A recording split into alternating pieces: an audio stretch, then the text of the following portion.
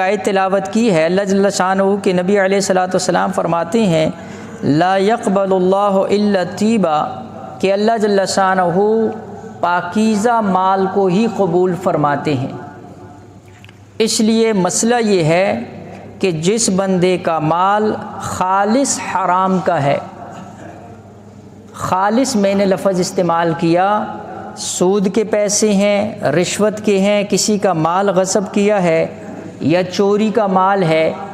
ایسے پیسوں کے اوپر زکوٰۃ واجب نہیں ہے۔ اس لیے کہ اللہ کے نبی علیہ الصلوۃ والسلام فرماتے ہیں اللہ پاکیزہ چیز کو قبول کرتے ہیں۔ زکوٰۃ اپنے مال کے اوپر فرض ہوتی ہے، یہ جو مال ہے اس بندے کا، اس کے اوپر ملکیت نہیں ہے، یہ کسی اور کا ہے۔ اس لیے پہلا حکم علماء نے یہ لکھا کہ یہ مال جس بندے کا ہے اس کے اصل مالے تک پہنچانا یہ اس کے اوپر ضروری ہے۔ اگر اصل مالک کا پتہ نہ چل سکے کہ کس کا ہے کس کا نہیں ہے، اصل مالک کا پتہ چلانا مشکل ہے، تو پھر علماء نے لکھا کہ اس مال کو فقراء کے اوپر صدقہ کرے گا،